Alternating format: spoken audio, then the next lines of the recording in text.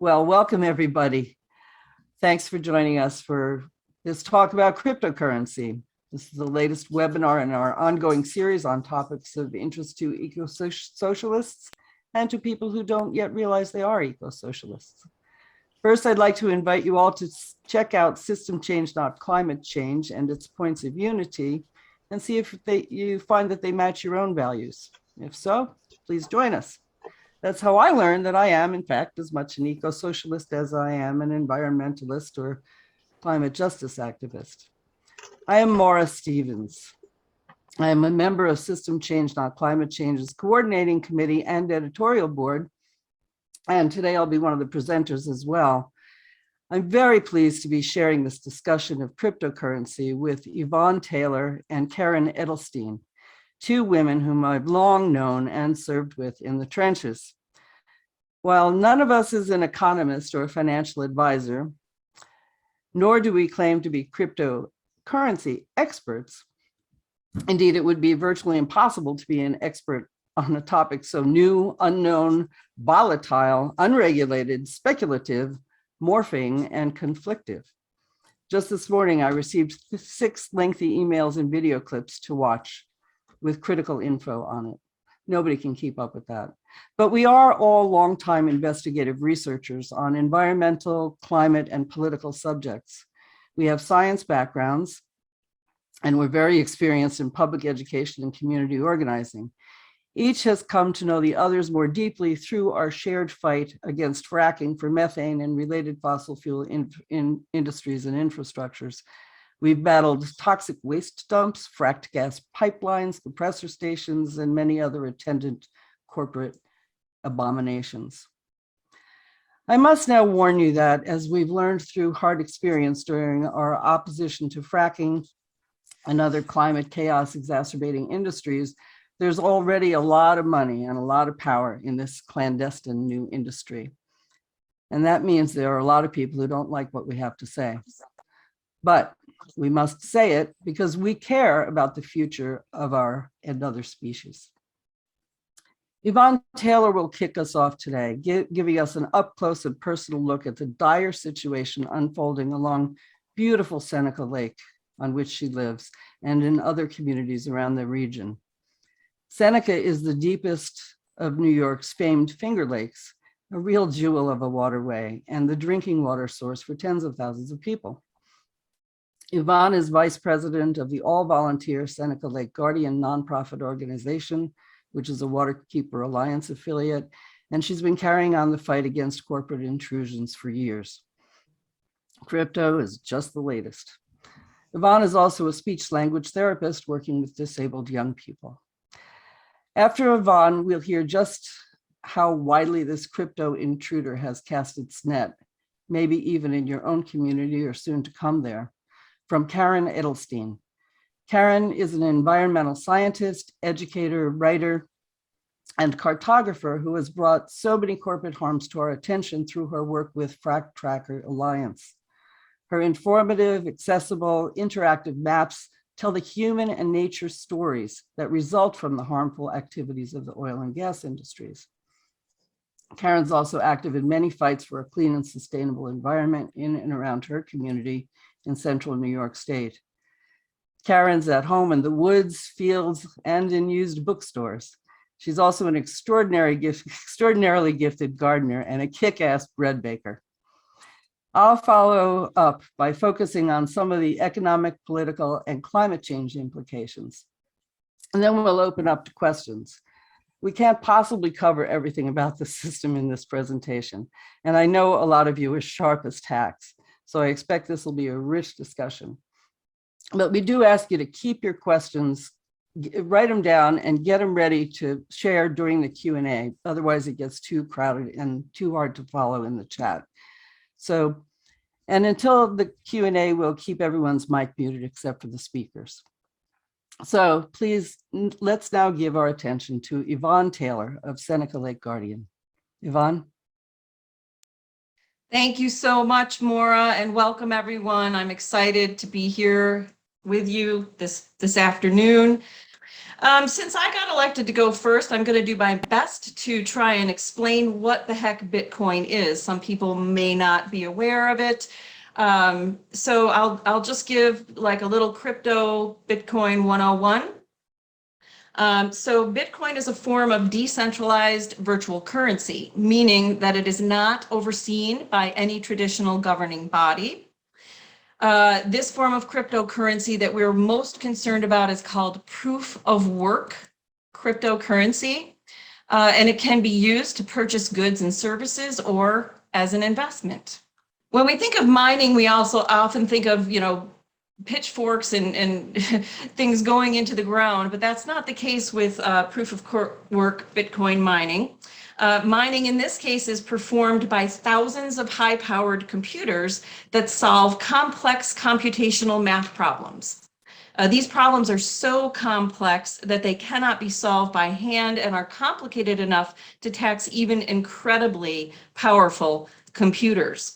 The mining in this case is the process of creating new Bitcoin by solving these computational puzzles. Miners have become very sophisticated over the past several years, and using complex machinery to speed up mining operations is the key. Because these mathematical problems can only be solved by trial and error, and because the odds of being right in a single try are 1 in trillions, in order to be profitable, thousands of computers must run constantly in order to have the best chance of finding the key, verifying the latest transaction block, and being rewarded with the newest batch of Bitcoin. This entire process of recording transactions, solving mathematical problems, is referred to as mining. And because this mining is done using such powerful computers capable of generating thousands, millions, or even billions of hashes per second, it requires large amounts of electricity. The Bitcoin model of virtual currency uses what is called, as I said, proof of work. However, other forms of virtual currency use what's called proof of stake, for example, which uses far less energy. If using an old power plant to operate, these facilities use millions of gallons of water each day to produce their electricity. Thermoelectric power plants have been the largest water users in the United States since 1965. That water then needs to be discharged at hot temperatures. Thermal pollution discharge can increase incidences of harmful algal blooms, which is a cyanobacteria and a toxin to both humans and animals. The machines that use proof of work cryptocurrency wear out or need to be replaced by more efficient machines regularly. The average lifespan of a Bitcoin mining chip is just 1.3 years. So this creates an exponential amount of e-waste. The annual volume of e-waste from proof of work mining globally is about 30,700 metric tons, or about as much as the Netherlands produces in a year from laptops, phones, and other personal computing devices. The machines used to generate Bitcoin make about 80 decibels of noise apiece. So communities impacted by Bitcoin are often complaining about noise problems. And we know that scientists have said that noise can be harmful on both human and animal health. But perhaps the biggest concern is the carbon footprint connected with this method of cryptocurrency. Bitcoin, or proof of work cryptocurrency, is estimated to emit as much CO2 as entire countries like Argentina or Sweden and Switzerland combined. Another comparison is that proof of work crypto uses more energy than Google, Amazon, and Facebook combined. In fact, in 2018, Nature predicted that Bitcoin could single-handedly push us over that 2-degree tipping point that scientists warn us about.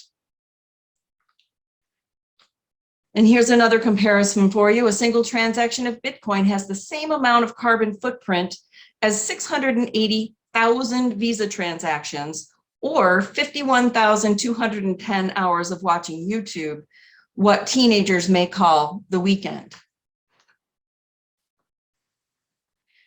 This is a picture of Seneca Lake, the lake on which I live in the heart of the Finger Lakes region of upstate New York.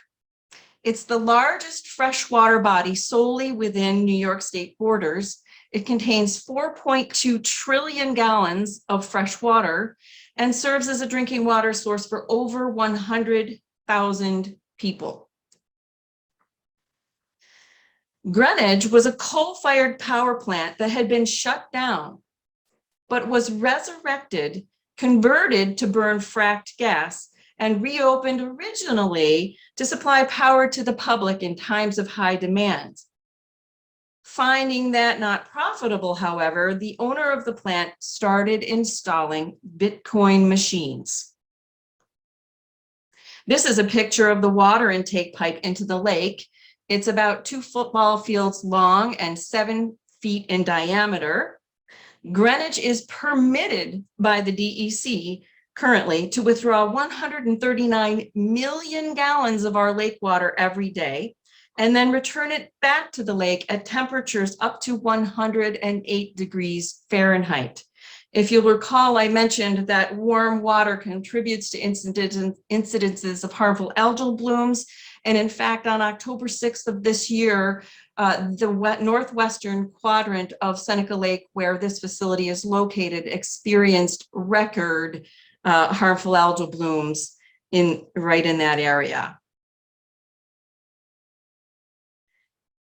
When the facility installed 7,900 Bitcoin machines, the air emissions at that plant increased tenfold. They now have 15,300 miners, but their ultimate goal is to have 30,000 machines operating at that facility. If Greenwich is permitted to expand, now in New York State, our bold climate law requires facilities to factor in not only their on-site emissions, but also what they call their upstream emissions. So we're talking from the drilling rig through the pipe to the facility and out the stack. And Greenwich's own calculations estimate that if they are permitted to expand, they will be emitting over 1 million tons of CO2 equivalents into the atmosphere every year. And that's just at one facility. This relatively new, little understood industry is sweeping across the United States and can be appealing to decision makers of small towns who have very little understanding of the negative environmental impacts. The Bitcoin industry searches for a stranded asset like a power plant or even an empty warehouse and promises an influx of revenue and jobs for the town. The reality is that since the machines are fully automated, this is not a major full-time job creator. But Greenwich is not, therefore, an outlier. China used to be home to about 2/3 of all crypto mining, but after the country eventually banned the practice in favor of more environmentally sustainable industries, mining didn't fade into the background, it simply moved. And one of the most robustly expanding areas for Bitcoin mining now is in New York, where the state's northern and western cities are experiencing an unexpected revival focused on cryptocurrency. But miners will go anywhere power is relatively cheap. This is a map created by our next speaker, Karen Edelstein, showing all of the retired power plants across the United States that could potentially follow the Greenwich model. And I'm going to stop sharing this screen and share with you a little clip, if I may. CBS Saturday Morning did a really comprehensive piece of coverage. I can't remember when it came out, but this will feature this little clip Professor Tony Ingraffia from Cornell University, and here's what he has to say. The Finger Lakes region. Emissions Can everybody from the hear burning it? of natural gas contribute to climate change. And advocates are concerned the floodgates are about to open back up shuttered power plants across the nation. Outside of the state of New York, there are many, many more of these plants. Hundreds. And we met former Cornell University professor and natural gas expert Tony Ingraffia just a Finger Lake away, surrounded by the sounds of the university's famous clock tower. There are 2 other plants that are now targeted in New York State to quickly open up. He says using power plants to mine Bitcoin raises an ethical concern because of emissions of carbon dioxide and methane leakage, which is common along the supply chain leading to the plant. Methane is, over the short term, 100 times more potent than CO2. The UN says the best lever we have to meet our Paris goals is to reduce methane emissions now. Firing up Bitcoin mining across the country for private enterprise without regard to social good is a really bad thing to be doing. We're at the very, very leading edge of this phenomenon of cryptocurrency mining by burning natural gas. It's going to get worse. It's a trend that is ramping up. Bitcoin miners are making deals to utilize or even purchase power plants in Western New York, Montana, and Pennsylvania, just to name a few. And critics say the Bitcoin industry's carbon emissions are already immense, larger than the total emissions of Sweden and Switzerland combined. In fact, a recent study found that Bitcoin mining alone has the potential to catapult us past the warming targets set by the Paris Agreement. So the bottom line is that energy-intensive, climate-busting proof-of-work cryptocurrency mining like Bitcoin is unsustainable, particularly when there are other forms of cryptocurrency that use 99.9% less energy. You could compare continuing to use proof-of-work crypto to continuing to use incandescent light bulbs when there are far more efficient alternatives available. We're not saying, or I'm not saying, I guess I'll speak for myself, to stop using light bulbs or cryptocurrency for that matter. We're just saying, let's not burn up the planet using outdated, inefficient technology. Thankfully, in New York, environmental organizations like Food and Water Watch, the Sierra Club, Earth Justice, Fossil Fuel Tompkins, and more are sounding the alarm on this energy-intensive, climate-busting issue and realizing that this is New York's top environmental concern. Elected officials like Dr. Anna Kellis, Assemblymember Dr. Anna Kellis, and Steve Otis are holding hearings to educate, inform, and hopefully adopt a moratorium on proof-of-work crypto, much like Governor Patterson did with the fracking moratorium. But we need a national and global initiative to curtail this method of digital currency if we are to achieve our climate goals. It can't be a town by town or even a state by state or country by country fight. This is a global issue that we must tackle together. Right now, we've got a bucket full of water with many holes to plug. And plugging only one, for example, in New York State, or even a few, won't solve the problem because shutting Bitcoin down in one place means they'll just unplug their machines and go somewhere else where there are no restrictions. If this industry is left unchecked, we stand very little hope of achieving our climate goals. And with that, I want to thank you so much for your time, and I'm going to pass it on over to Karen. Okay, thank you so much, Yvonne. I am going to share my screen now. Alrighty, you can all see that? Okay.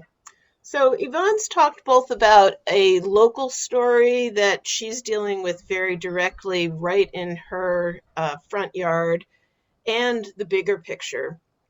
I want to zoom back a little bit and talk about another local scenario that may be instructive for any community of people who are pretty much anywhere in the world.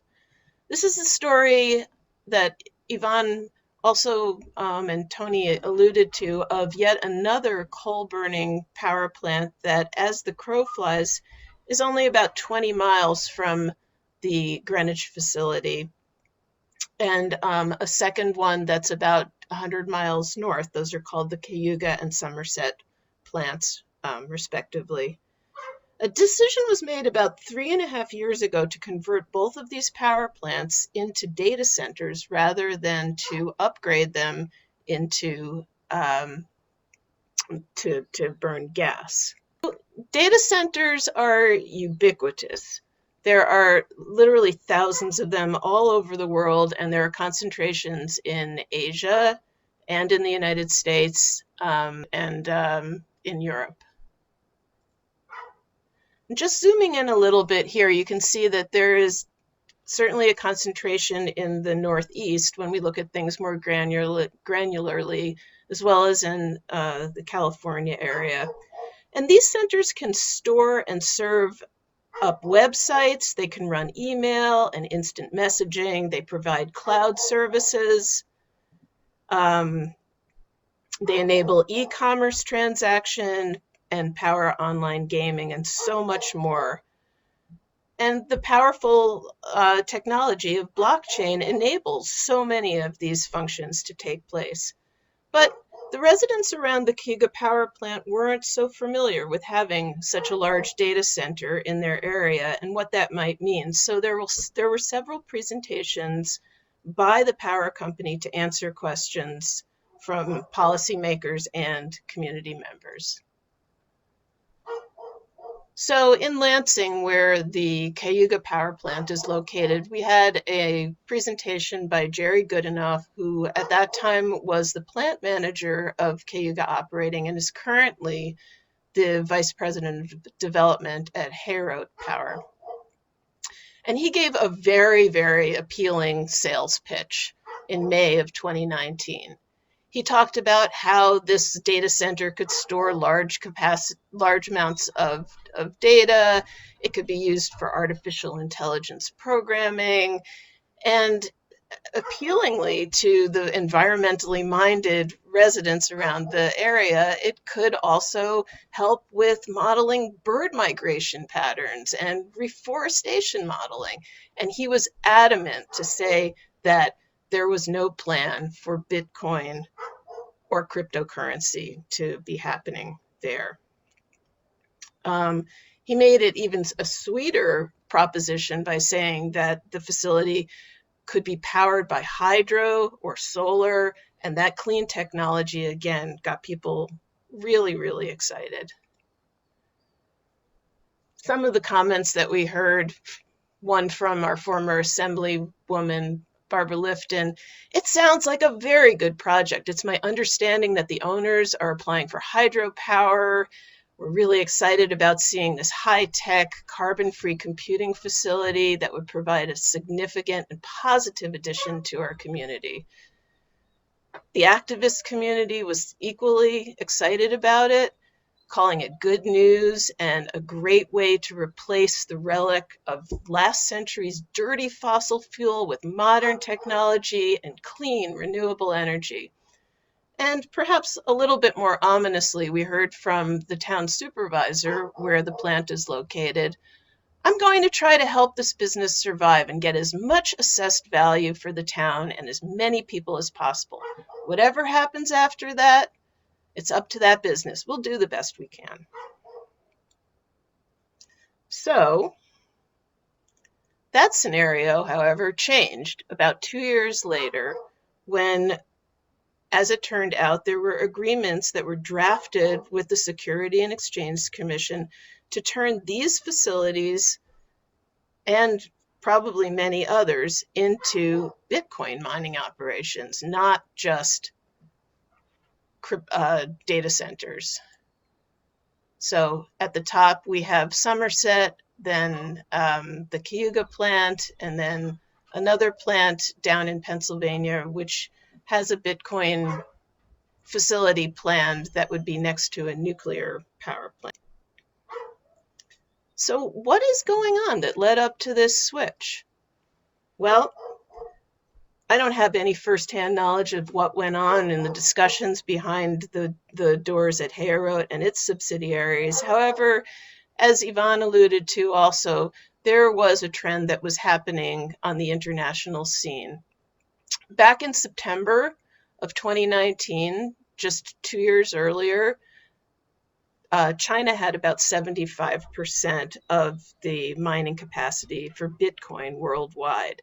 And over time, as other countries started taking more on, the discussion was changing in China. And eventually, in the spring of 2021, Bitcoin mining was banned completely in China. And what happened after that, as the Chinese mining went down, and perhaps some of those Chinese operations moved to other countries, mining went up in many other countries. And by spring of this year, I think it's 35.5% of Bitcoin's hash rate was happening right within the United States. And that is a 428% increase just since the previous September.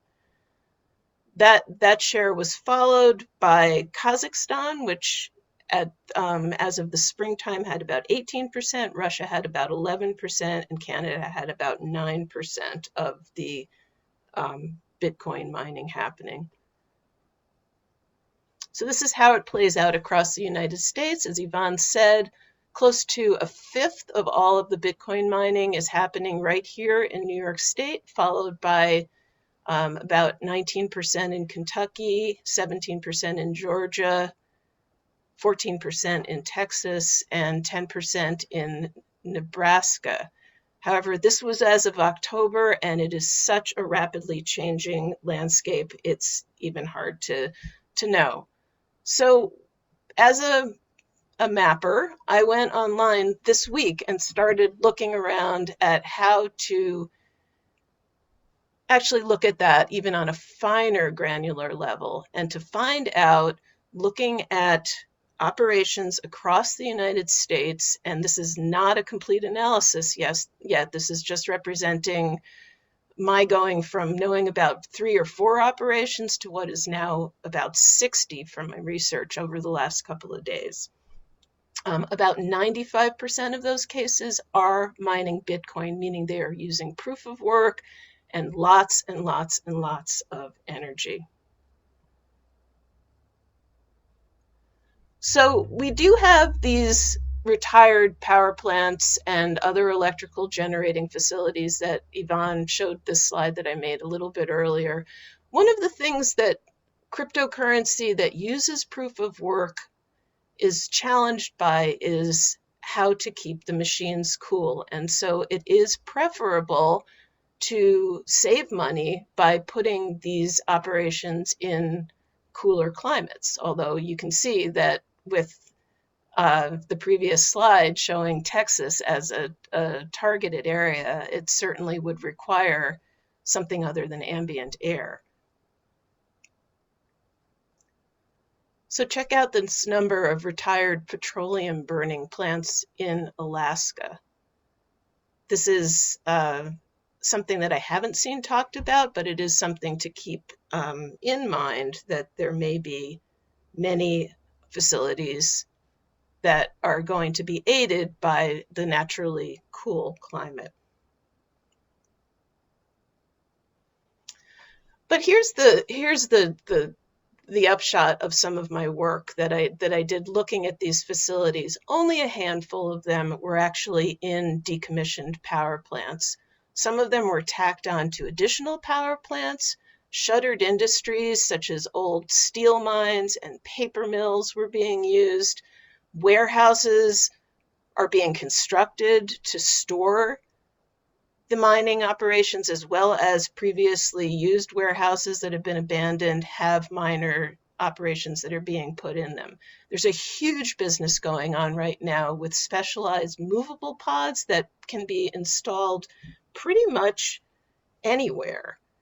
And if zoning regulations do not control where those can go, it could happen virtually in any place. And we're looking at that right now, even nearby to where Yvonne and I live, in Owego, where because these pods can be picked up and moved, they're not considered permanent operations, and they could go in just about any place.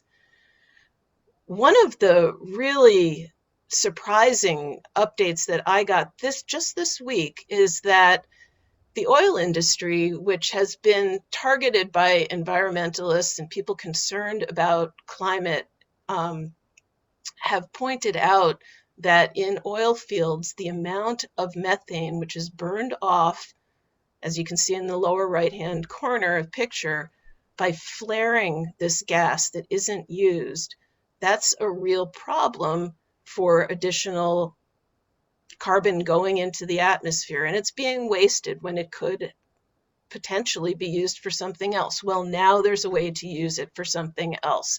Some of these oil fields that are in incredibly remote locations are recapturing that gas that had previously been flared and setting up these Bitcoin operations right in the oil fields. So this was a huge shocker to me. And my first question was, well, wait a minute.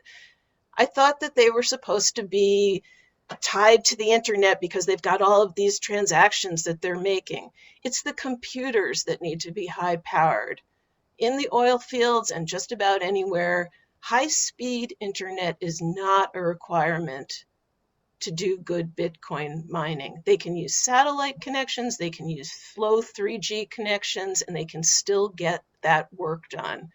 Again, burning that gas for electricity on site, and that is incredibly troubling.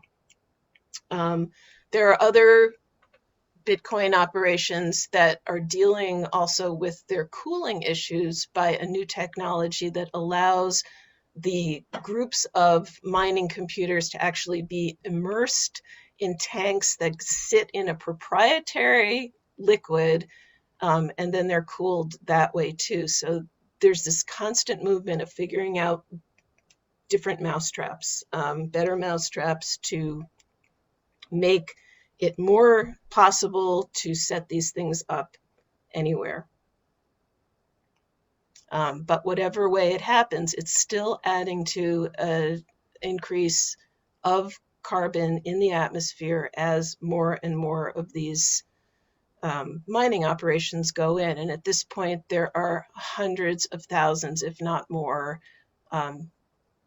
clanking away in the United States and worldwide. So I want to use this as a transition, and I thank Irene Weiser for her slide here, just to talk a little bit about where we can go from here to prevent an absolute climate crisis. New York State happens to be one of the states in the United States that has got very aggressive climate goals, and there are ones that we should strive for and hopefully go beyond. New York State is shooting for 70% renewable energy by 2030, 100% emission-free energy by 2040, and an 85% reduction in all greenhouse gases by 2050. So a lot of those greenhouse gases are coming from transportation and home energy use. And the rub here is that while there is upstate an abundance of hydropower, an abundance of extra energy that for the time being is easy to power these new and upcoming Bitcoin operations in Niagara Falls and other places upstate, we are going to need that energy for this critical transition to electrification as we get rid of fossil fuels. There's no two ways about it. We can't have an unlimited source of energy, and that energy that we do have needs to go towards our home needs, not a cryptocurrency craze.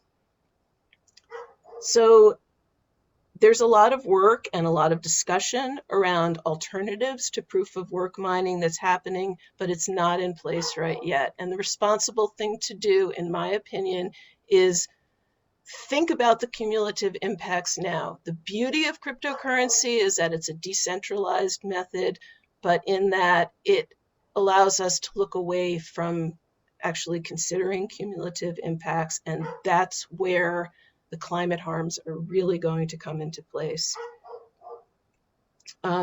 We don't have that much time remaining on the clock, and we need to work on solutions before we let this completely spin crazily out of control.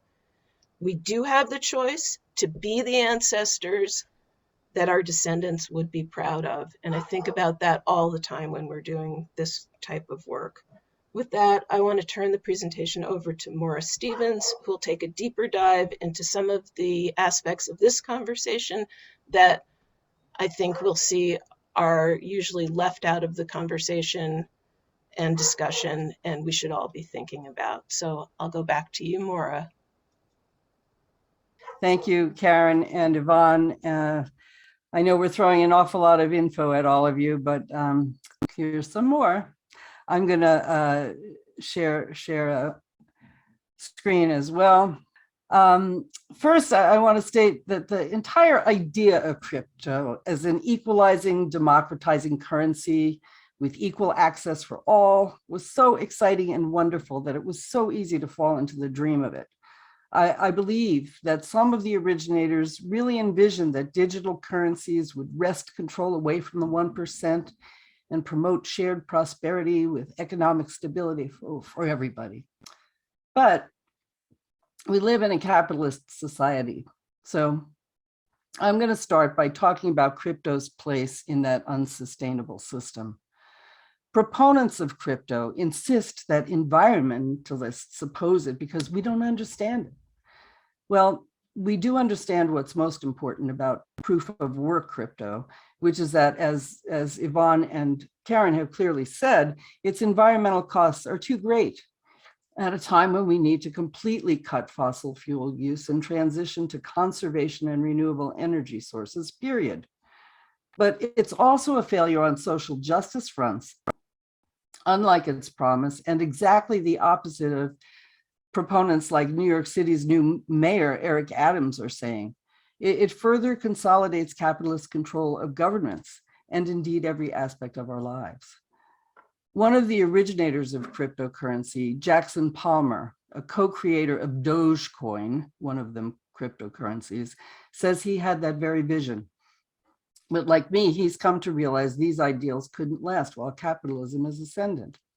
He now calls cryptocurrency an inherently right-wing capitalistic technology built primarily to amplify the wealth of its proponents through a combination of tax avoidance, diminished regulatory oversight, if any, and artificially enforced scarcity. Buy something cheap and sell it high, even something that has no intrinsic value. Convince the person you sell it to that they could resell it for even higher price. Get enough people to believe that they can resell at a higher price and keep this going, driving the price up and up, even with no value added. That's pure speculation.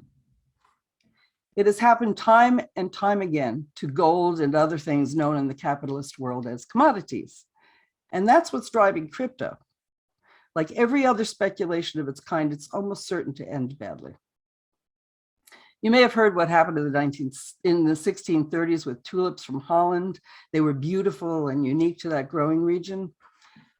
Someone got the idea that they could be bought cheaply and sold for a big profit, not for their use as beautiful additions to surroundings, just for pure wealth generation, as it would be called today. The idea caught on. Buy bulbs, jack up the price, resell, tell the next guy to do the same, and voila, you've got a craze based on pure speculation. The price eventually got so high that the risk became enormous. Finally, some people decided, not so good. The last people who bought sold fast at as low a little a loss as they could, and that cascaded into a massive dump by frightened speculators. That is generally considered the very first speculative bubble. Today, if you're playing with crypto, you have to understand that it's just another wild speculation, pretty much like everything else in the world of stock markets and futures tradings and similar capitalist schemes. Just look at this slide showing the volatility of one cryptocurrency, currently still the biggest, Bitcoin, over the last year. Keep in mind that technically speaking, all fiat currencies, such as the US dollar, that are not backed by commodity, are bubbles. Their value exists only because other people think they will be accepted. When you think about it, this is sort of a giant mass hallucination, but that's actually the very basis of capitalism and markets. Currencies like the US dollar work as long as the belief holds. Economists Maurice Allais and Paul Samuelson posited that fiat currencies are essentially stable bubbles that can continue because they can be passed on to future generations. These stable bubbles are not the sort that go up and down and then crash, like the stock market did in 1929, in 1987, and 2008, and very well might happen with cryptocurrencies. Even though they're not based on a commodity, fiat currencies like the United States dollar have government support in many ways and are backed by, for example, our tax dollars and government speculative investments. Bitcoins and other currencies do not. That in itself makes the cryptos a lot shakier than national fiat currencies. Some governments, like that of economically struggling El Salvador, are propping them up and embracing them, but others, as we heard, like China, which had been the largest crypto market and is the world's emerging strongest economy, have banned them outright. Their reasons for banning them are because they're at best volatile and speculative, and at worst used in money laundering. The other stated reason is that their climate impact cost is too high. That should tell us a lot coming from a country where they can't build coal-fired plants fast enough. Like plastics pollution, newly recognized as an existential threat, crypto is intricately tied to the fossil fuel industry. And like so-called bioplastics and biodegradable plastics, as we discussed in our October webinar, it's one big greenwash. There are all sorts of schemes promising that crypto's proof of work high energy use system will be replaced by greener, more 99% more environmentally friendly options, including proof of stake, proof of space and time, proof of whatever, becoming completely carbon neutral, recording a user's environmentally friendly actions like using rideshare to offset the cost of the crypto, and that kind of nonsense. There's a crypto climate accord that says it will move mining to renewables by 2025, 3 years from now, and get the crypto industry to carbon neutral by 2040. Well, we all know that moving our entire US economy to carbon neutrality would need to happen by 2030 to keep us from going above the danger zone. And that's just 8 years from now. And we know how close we are to that goal. Essentially, this is all a lot of claptrap, just as all the so-called carbon capture or carbon offset wheeling and dealing dished up at the recent COP26 in Glasgow. Carbon offset is an utter scam that enables governments and corporations to pretend to be doing something positive while they continue their dastardly environmental and health harming activities. Fostering this type of get out of jail free activity just enables land grabs from developing countries or indigenous lands or marginalized communities, so these creeps can engage in the buildup of factory solar farms that benefit nobody local, or so-called climate-friendly carbon capturing tree planting. Well, if you think your carbon footprint for flying in a jet to a meeting or a ski trip can be fixed by buying a carbon offset, you don't really understand the dire peril in which humankind finds itself. Privacy is another thing that should be of major concern to all of us. Sadly, most people under, say, mid-40s have no real concept of it, but it is important. And crypto has a dark side when it comes to privacy, too. It's terribly technical, so I can't really get into it. But if you're interested, you might want to watch Edward Snowden's take on it. I think there's a link in the chat coming. So getting back to a really important question for all of us is who's in control? Who's making these decisions?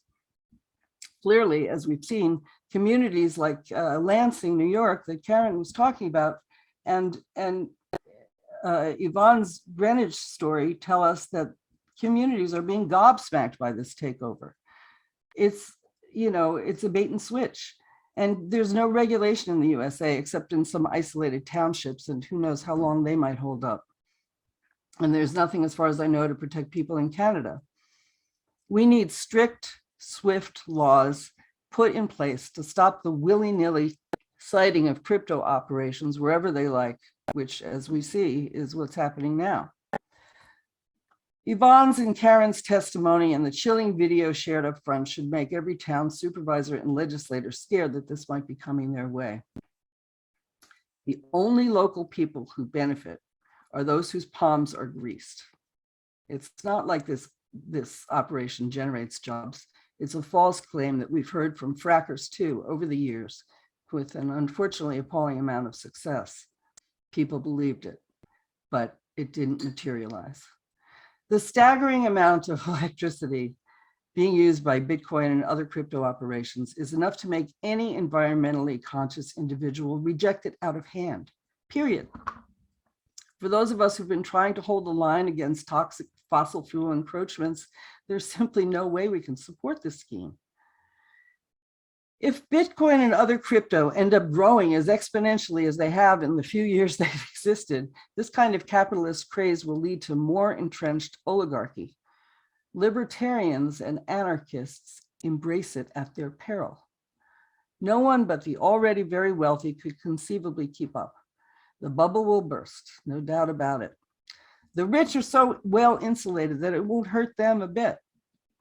But people like my dear entrepreneurial nephew, Dave, will be the ones paying the price.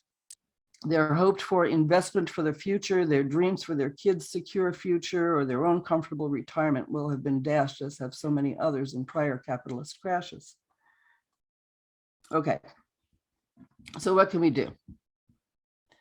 Cryptocurrencies operations must be required by enforceable laws to use 200% renewables. Think about that. This means that they use only their own on-site renewable energy sources to power their machines while simultaneously producing an equal amount of renewable energy for the public power grid. Meanwhile, the Congress must immediately enact a moratorium on cryptocurrency operations lasting a sufficient time for the industry to make its operations truly sustainable, if indeed they can be, which I actually doubt. But any country could position itself right now as a leader in this and take a strong stand against cryptocurrencies. From a capitalist standpoint, that's not such a bad deal, as it props up the modern banking and credit systems. From a competition standpoint, if China could ban it, why can't the US or Canada? And from an eco-socialist perspective, banning mining and using crypto and the use of cryptocurrencies stops both this massive emissions source and this insane new capitalist craze, both of which harm everyone in society, because no amount of wealth based on paper or gold fiat will serve to save anyone from the ravages of climate chaos. Now, for further action, we can all take a lead from another Finger Lakes region's wonderful innovation, Ithaca Hours, a cash equivalent bartering model that's ecological and truly democratizing. It was the brainchild of the visionary Paul Glover, and it was the first modern local currency in the United States. Now there are many. They can be replicated. Ithaca Hours was based on the value of an hour of work. Every type of work, from lawyer to farm worker, rocket scientist to doula, everybody is equally valued. So let's spread the idea of local currencies nationwide. That would be one intelligent and easily replicable way toward dismantling the banking and credit system and building locally sustainable economies that can withstand coming displacement and migration crises. power outages, and weather catastrophes in ways that telecoms-driven currencies simply can't. So in New York, use Seneca Lake Guardians hotline. These links are also in the chat for you.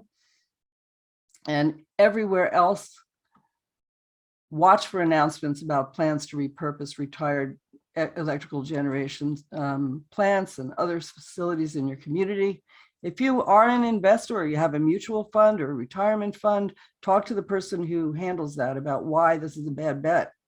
We still live in a capitalist society, unfortunately, and as long as we do, we have to use our funds, whatever they are, as tools.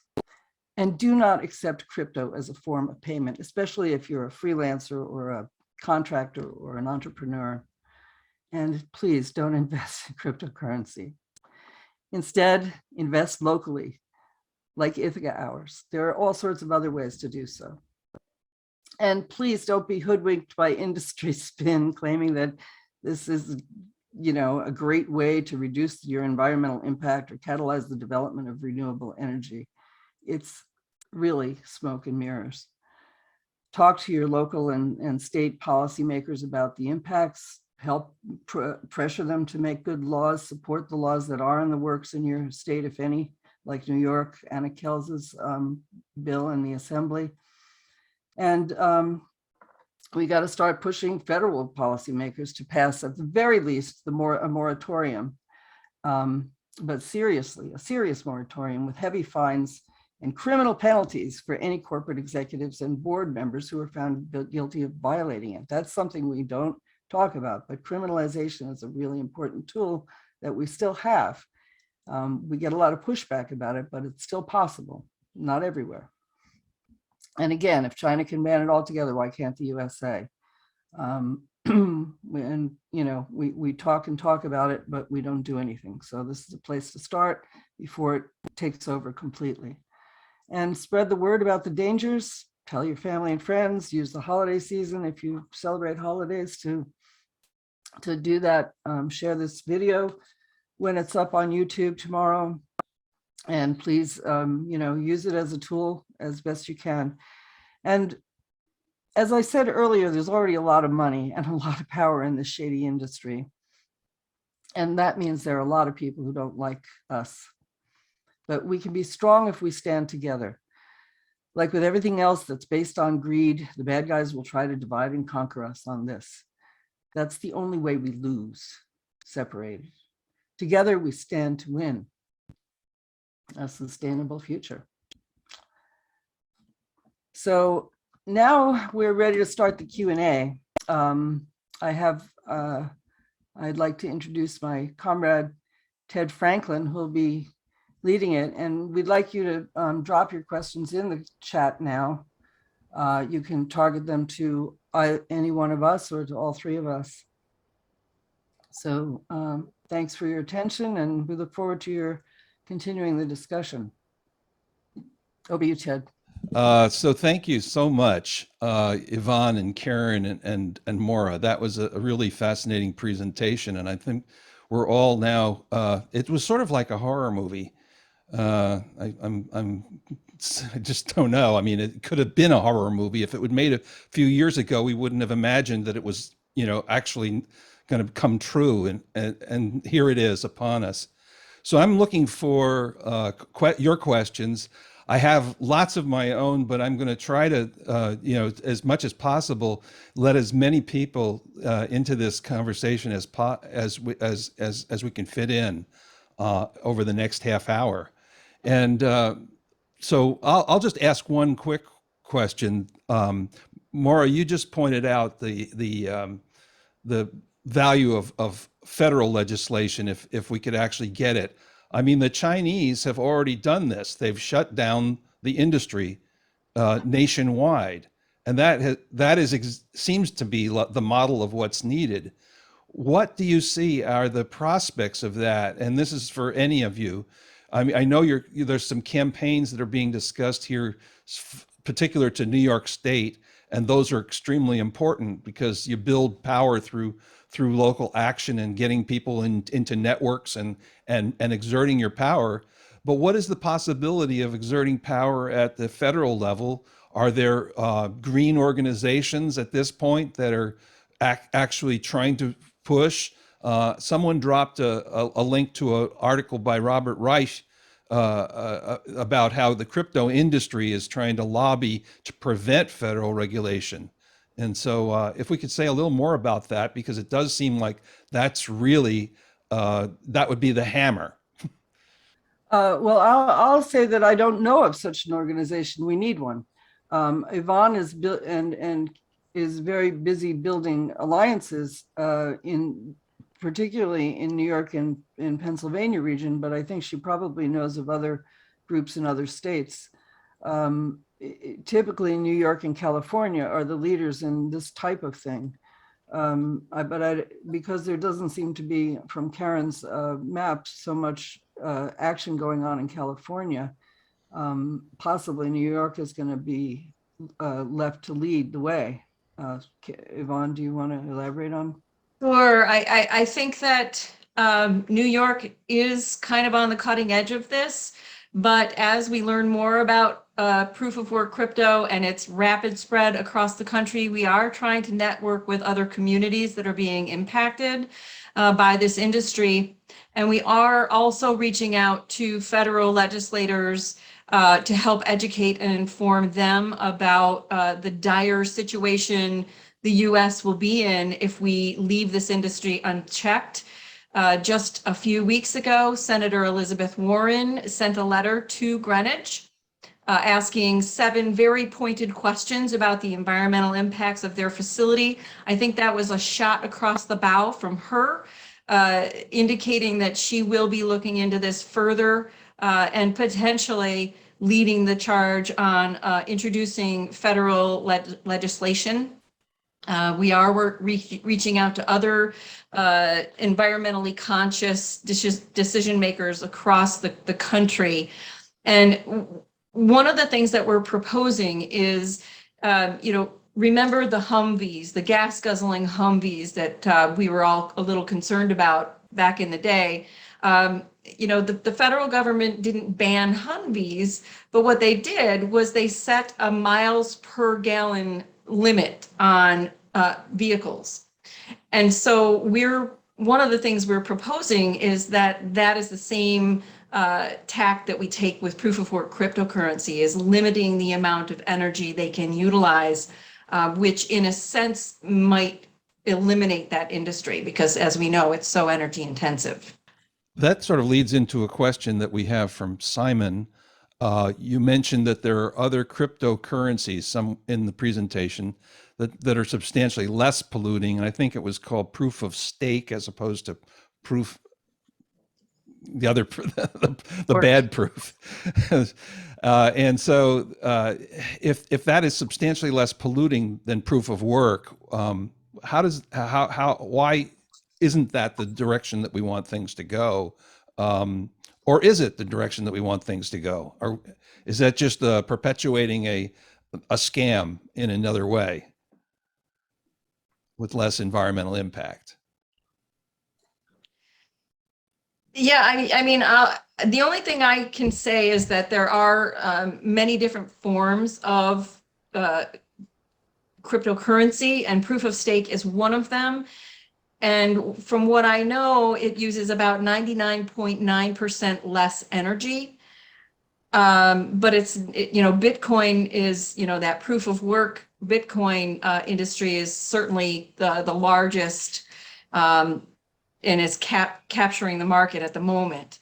And I'm sure Maura and Karen and potentially even Irene Weiser, who's on with us, could explain more about that. Yeah, I'm going to put something in the chat. Thanks, Yvonne. Hi, all. I'm Irene Weiser. I'm the coordinator of Fossil Free Tompkins and one of the other organizations that's been involved in understanding and then fighting the mess that is emerging. Proof of stake is regarded as far more energy efficient. And I'm going to put in the chat a link to a type of blockchain technology that claims to be even third generation. So first generation is this proof of work which is very energy intensive. All of these different things are the way that proof of work or proof of stake or some of the other methods are ways to add a new block to the blockchain. And the blockchain is this immutable record of transactions that have occurred. In my opinion, and I don't, I haven't talked with the rest of the speakers today to know whether they share my opinion, but I think that there is a lot of very interesting potential for uses of proof of stake. So on this website that I'm going to send you to, about a third of the way down their site, you'll see that they have a table that compares the amount of transaction time, and most important to us, towards the bottom of this table is a comparison of the energy use per transaction. So I want to be clear, I'm not endorsing that you should invest in this type of cryptocurrency. I'm just putting it up because they have a really useful table that compares various aspects of what they call second generation proof of stake, and their product and many others are now looking at what's being called third generation blockchain, which also uses a modified proof of stake model. In my view, there is a future for proof of stake. I'm baffled by why proof of work is able to continue, because the cost that they pay for energy, is there any useful reason for NFT art? Yes, there is. It's a bizarre concept, I get it. But ask any recording artist who has to put their stuff on other platforms in order to get paid, and the platforms take a big bite out of how much they get paid for each time their song is downloaded, whereas with a peer-to-peer network on blockchain, and ideally using a proof of stake platform, they could get paid directly. So I think that there are a lot of exciting potentials in the blockchain technology, but not using proof of work.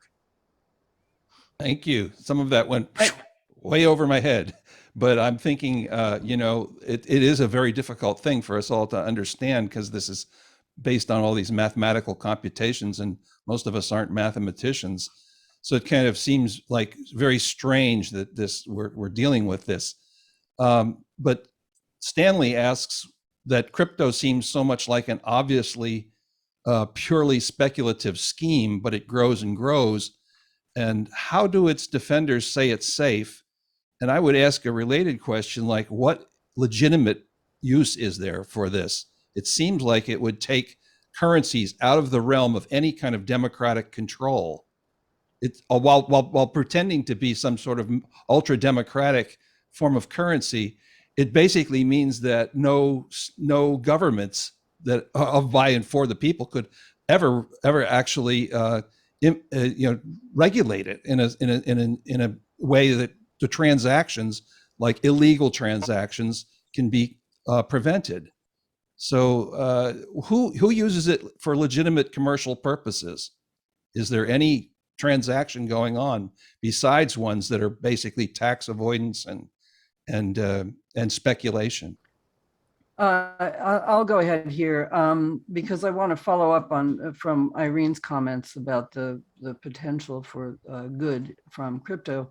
I don't agree. I just put in the chat a few of the claims that are being called crypto fixes for climate, creating markets for carbon removal and carbon offsets. There are dozens like this, but just some of them are claiming that they're creating a decentralized marketplace for trading environmental commodities such as carbon offsets, renewable energy credits, and so forth. Or they're creating a marketplace for carbon offsets tied to regenerative land management, taking a decentralized approach, setting up a nonprofit, encouraging participation, and working on the problem of how to create bridges between ledgers. Of course, this is all techno speak. But so much of this is about lowering the cost of carbon neutral energy by creating a competitive marketplace and blah, blah, blah. It's a market so-called market solution like carbon offsets and carbon trading, whether or not the 99.9% less energy use is actually taking place, makes me wonder why Karen has found all these new humongous sites that are going to need to be huge to continue creating new Bitcoin and cryptocurrency running operations. So I think we need to look a little deeper into this and know from our past experience, much of it, for those of us who've been in the anti-fracking and anti-fossil fuel fight for a decade or more, we have heard promises of lower emissions, green coal, methane extraction that is lower intensively energy using and so forth. So I think that if we, an industry that is growing so rapidly with clear bubbleness, and it's doing it with all these claims of this, that, and the other thing, I think we have to really put a stop to it and at least get a moratorium, as I suggested, until such time as we can ensure that this is a climate neutral industry. So that's all I'm saying. It doesn't, they're going to come up with a million different ways why we should trust them, and it'll be better. But God, haven't we learned our lesson by now? That's all I can say about it. I think it's preposterous to think that it can be done safely and in a climate friendly way.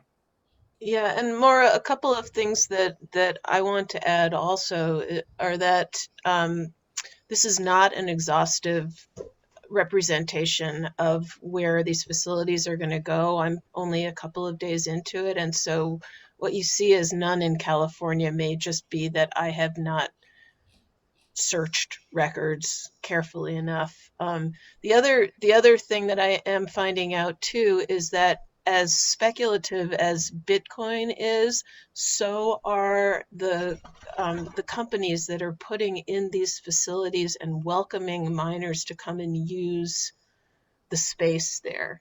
So that in itself may also be a bubble. So it's something to think about there as well. As in addition to all of these companies that are building computers that are specialized for the mining and constructing these high-tech pods that the computers can go into. So there's a lot of tiers of the whole phenomenon. So we have a question from Anne, who is asking if anybody can explain the digital dollar concept.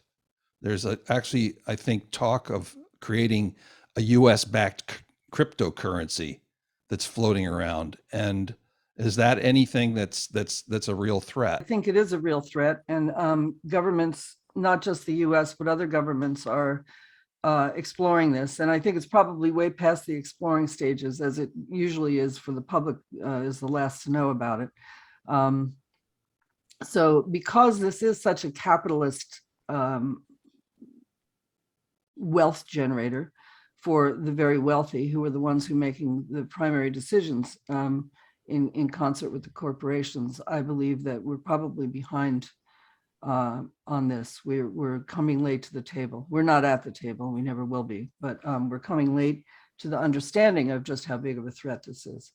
And just as Yvonne and her community were completely taken by surprise, and Karen's community that she talked about were actually promised that there was no Bitcoin involved, nothing but positive help, helping agriculture become more efficient and feed more people and blah, blah, all the bullshit that they spew. They get the permit and then they do whatever the hell they want. It's just like selling your house. You put a caveat in there that they can't have an oil drill weld on your house. But once they sign the papers and they got it, they can do whatever they want. You as the former owner, legacy owner, It could be in perpetuity, something written into your deed. There's no way to enforce it, and nobody's enforcing it. So with the corporate world, it's even worse than it would be if you were just a simple homeowner. So sorry for that grim assessment. So Joseph Wilson re-ups the question before that I asked about what legitimate purposes are being. So fiat currency actually has the backing of the government, whatever government is issuing the fiat Such as it currency. is. So Yeah. there's something Yeah, right. behind it. There's the reputation of that government and its ability to continue functioning. So that's not Exactly. that's not nothing. That's something. Well, that's But that's why I pointed out that those have government support in many other ways. But in a case like, Brazil during the worst of the inflation, or right now, we're witnessing quite a lot of inflation in North America and elsewhere around the world, because everything that happens in North America affects the rest of the world. I just wanted to say that some of the pushback that we received when we were trying to get a moratorium passed through the state legislature last session was that this, originally proof of work cryptocurrency, you and I could be mining Bitcoin on our laptops. And it was seen as a way for the disenfranchised who may have not been able to access the centralized banking system. It was an opportunity for the disenfranchised to potentially get ahead. And so communities of color were fighting back on us because this was their chance to, finally get out of a system that wasn't designed for them. Sadly, however, as this has grown, as you can see now, the only way to profit from Bitcoin is using thousands and thousands of machines to earn a Bitcoin. So it's no longer, I don't believe, what it was originally potentially intended to. It's not operating like it was intended to do, if that makes sense. thank you. Well, how likely are we to succeed, Jim asks, how likely are we to succeed at getting a moratorium through Congress based on, what your experience has been in New York State with trying to get legislation passed and trying to round up politicians? And, how difficult will it be? Are the fossil fuel lobbyists interested in this? Are the gas producers interested in promoting this? Are they behind it? We face in California, we have a very powerful lobby called the Western States Petroleum Association that turns up regularly on our doorstep in all of our ecological endeavors. Yes, I mean, I think absolutely, and Irene Weiser has pointed this out in the past, is that, as fossil fuel industries are starting to feel the crunch, right? Because here we are in the middle of a climate crisis. This is sort of their dying gasp, right? That this is their way of remaining viable. Resurrecting old power plants to mine Bitcoin. So it is a concern. However, we also have, climate change is becoming, a priority. It is obviously well accepted now that climate change is real. We were in the middle of a climate crisis, and the U.S. is responsible for, establishing bold climate laws that we have to adhere to. So my hope is that now that climate change is on the forefront of everyone's mind, as we're experiencing severe storms and severe significant weather events and, out of control forest fires, that, that argument by the fossil fuel industry may not hold as much weight. And I'm truly hoping that okay, this could be the Pollyanna in me. I'm always an idealist, but my hope is that because of those changes that we're seeing, on a federal level, there will be enough, pushback from the fossil fuel by, people who are, can see their handwriting on the wall, that this absolutely cannot continue to operate the way it is, or else we'll never achieve our climate goals. So, I'm hoping that we can get legislation passed through Congress, and I'm pushing very hard myself to work with, senators and representatives from across the country. But if anybody else wants to help out, write to your federal representatives and encourage them to look at this issue. So has there been any interest at this point in terms of regulation for preventing the sale of Bitcoin to people who are not sophisticated investors? I think that's so. There are some risky investments like with hedge funds where actually they're restricted. They have to like limit the promotion to non-sophisticated investors. But is there any regulation anywhere about who can buy into Bitcoin? I'm not seeing it anywhere. I think it was even, correct me if I'm wrong, if anybody else saw this, but I think even Burger King was accepting Bitcoin in some of their stores. So yeah, there's no regulation at all. And I'm a gig worker, as we're called, a freelancer. I get, contractor. One of the recent employers that I tried to start working for pays only in Bitcoin. So I could not accept that. And another one pays only in PayPal. And on the PayPal homepage, when I went in to get my payment, I was greeted with a thing that said, switch to Bitcoin.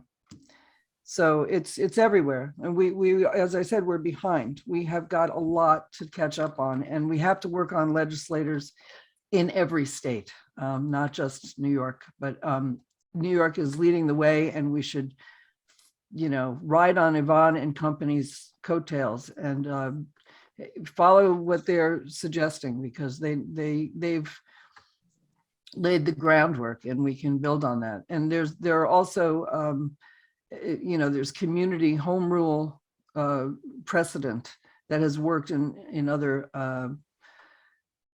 in various states to protect communities. Those things are falling by the wayside, but there are still options to use home rule successfully, I think, in some cases. You're saying that what we have to defend against is the environmental destruction. And it sounds to me, I see that there's a note about Jamie Dimon doesn't approve of this currency. So I'm wondering if he's just worried that somebody else will take over the high positions that the rich have. But in the meantime, it's not a matter of protecting the small person. I think the small person has not nearly of the resource necessary to begin to engage in it. You don't need just $5 bill or something. I think you need maybe $10,000 to start or something. Yeah, I'm so sorry, my picture isn't showing. I can't get it That's to okay. function. So I see that Joseph has said, I don't know if this has been touched on. Well, it has a little bit been touched on, but I don't see any of the big greens getting involved in this at this point. And Susanna says, here. So what can we do to try to actually get more interest on the part of the big greens in taking on this kind of a fight at the national level? Is there a way we can lobby them?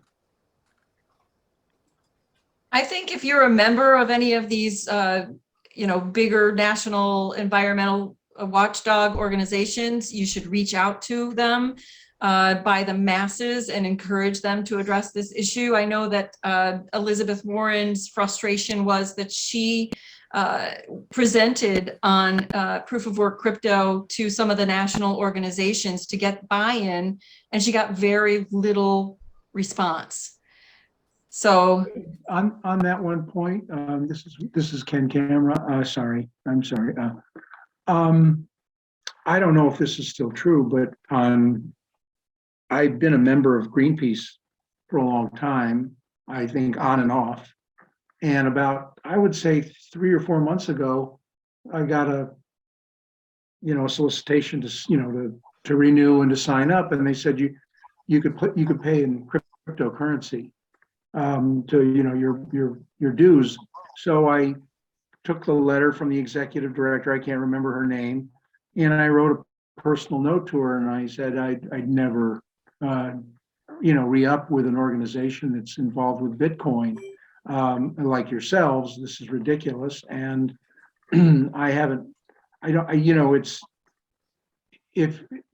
it's funny, but I don't know if you all kind of look like there's a few old people in the group, and I don't know how many of you get a big stack of mail every day that asks you to send in a contribution to something, but I get at least a pound of mail every day. And for probably a couple of months, I'd send back the letter asking for a donation and say, please take me off your mailing list. And of course, nobody ever does. So I'm waiting for Greenpeace to ask me again, and I want to see if things have changed there.